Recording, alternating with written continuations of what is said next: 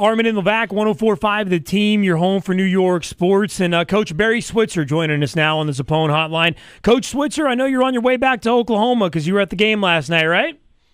Right. I'm headed north of the Red, big boy, about 60 miles from here. I'm a lot closer to Dallas than you are. I tell you what, for an old Dallas boy to go to Albany, New York, you got a lot of guts. Hey, Coach, I tell you, my first winter here was quite the adjustment. I'm not going to lie to you. Oh, my gosh, yeah. It was a great day, except the Cowboys got beat last night. I had a great time being in Jerry's world. We were in his box. I did not know who I was going to be sitting with. I got a good chance to visit with Jerry for about 30 minutes, about an hour and a half before the game. Then I went down to my seat, and I looked over to the left, and the nameplate beside me was Derek Jeter and Tino Martinez. Wow. So it made it a special evening. I had him do a video for me for my grandson, who had a home run last week, 8 years old, his first home run. So Derek was kind enough to do a video for my grandson, Andrew. He says, Andrew, how you doing, big boy? I saw your home run. I'm proud of you. Derek Jeter was pretty cool, Coach? Oh, gosh. He's always been. You know, I've been around him a little bit. I was out at Super Bowl in Vegas one time at the Palms. Maloof brothers invited a bunch of NFL, NBA, football guys, NFL guys to come watch the Super Bowl from their club on top of the Palms. And Derek came with some Yankees, and Derek and I spent a lot of time talking about him growing up in Kalamazoo, Michigan, and the only sport he played was baseball and all that. And we got to, that was kind of neat, and I've always thought how class and act he was, and he's carried himself through his entire career as one of those guys that as clean as you can be. I mean, there's not a scar on him, a mark on him, how he's conducted himself on and off the field, and he is truly one of the great class role models of sports, is Derek Jeter. Coach, I don't often want to be a fly on the wall, but you and Jeter and Tino Martinez hanging out in Jerry's world, There's one time I would like to just be eavesdropping. Yeah, we had a good time. It was a lot of fun. We, of course, Jerry and a bunch of the other guys were there, and we all shut the bull. But it was a good group. Jerry always has a good box full of good folks. They're from all over the country. And, in fact, Colt McCoy's dad and mom were in the box. Jerry invited them. Of course, they beat Cowboys last night, but Colt had a good game and made some big plays at key times, but he was in Jerry's world last night. Former OU and Cowboys head coach Barry Switzer with us on 104.5 The Team. It's Armen Levack. Yeah, how was it in Jerry's box, Coach, whenever Romo went down during the game? What was the mood like then, huh? Well, Jerry invited me to the first game ever played was against the Giants in Jerry's world. I was there when they got beaten. And I've always said I don't like to be anywhere near Jerry when we lose a ball game. So, and last night when we came there, I dreaded, I hope we win this damn thing. And of course, we lose it, and I just, don't want. And I didn't see Jerry after the game. Jerry was up in the crow's nest and with Steven and Jerry Jr. and he invited me to come up with him, but I didn't care to be around him. I just really don't want that seat to be there. And but anyway, it was always fun, other than getting their butt beat last night. I'm glad DeMarco Murray had a great game. DeMarco, and Jerry and I talked about this before the game.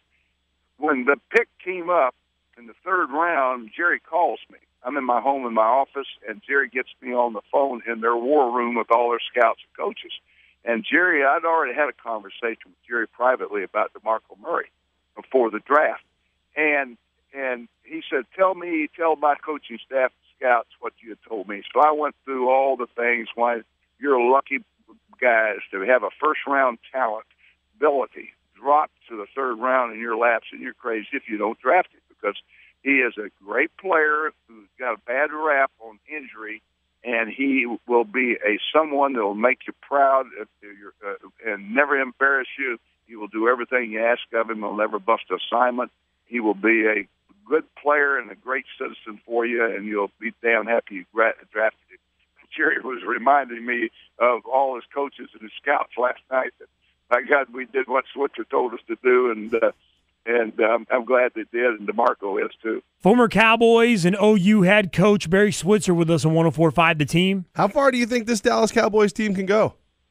Well, pro football's pro football. You got to stay healthy, first of all. That's the key thing. Romo got hurt last night. I don't know if he's having that good a game to win, but Whedon did a good job when he came in.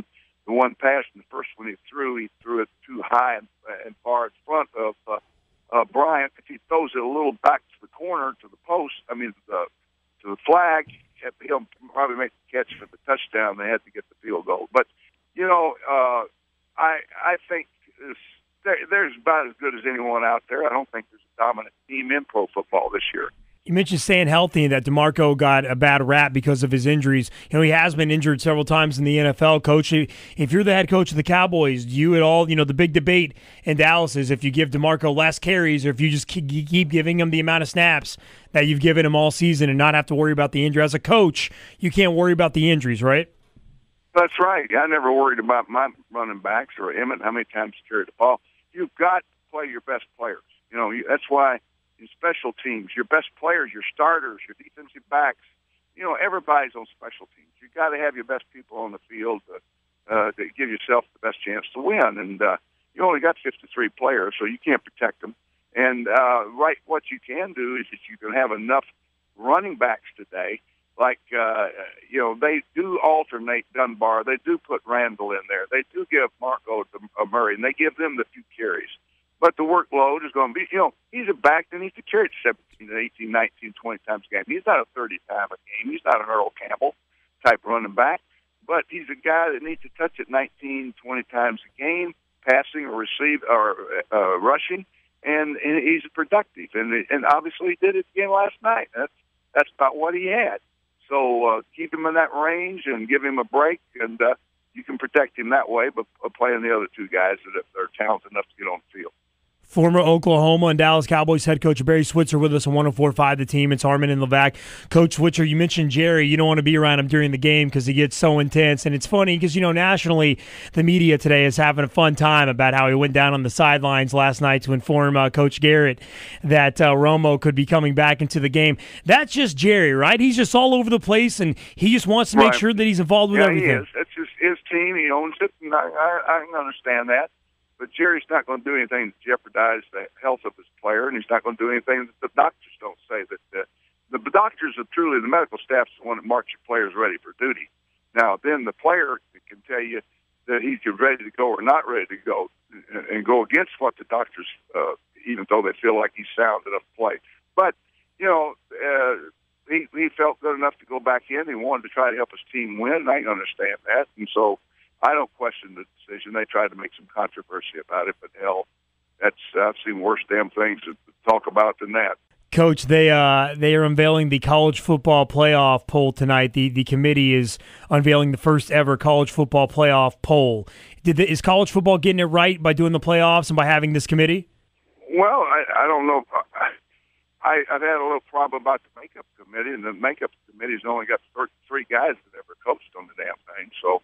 And I don't know, Archie dropped off, so I don't know who else they replaced him with, but of the original 13, only 3 had ever coached. So that bothered me somewhat. And then, obviously, it's something we needed. We need a playoff. I don't know if it's going to go to 4 to 8, but it makes football exciting. College is a great game. It's, I love college football. It's exciting. It excels, and people want it, and the playoffs will be an exciting time. And so I look forward to it, really. It's going to be interesting who the 4 are. Coach, what do you make of the way that NCAA is these days? And you have Jameis Winston with the autograph issues. You have Gurley, the guy, the running back out of Georgia, who had the autograph scandal, whatever you want to call it, with the NCAA investigations. What do you make of today's NCAA and the way that these rules are with autographs? Well, obviously, kids make poor choices and mistakes, and they're tempted by the money that people offer them. When you think Manziel signed 4,000 articles without getting paid for doing it, it's just last year. These guys and they know the rules. They don't think the coaches, having gone over 1,000 times, what makes them ineligible, and so